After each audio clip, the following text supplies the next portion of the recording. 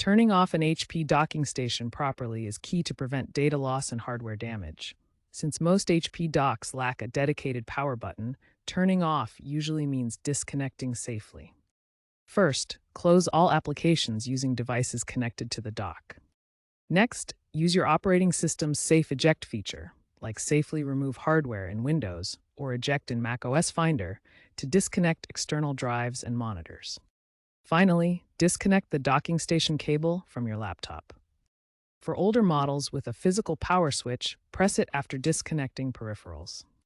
Newer HP docks like the Thunderbolt Dock G4 and USB-C Dock G5 offer advanced power management through the HP Command Center app, enabling firmware updates and power cycling. The trend is towards software-controlled shutdowns and automatic power-saving features.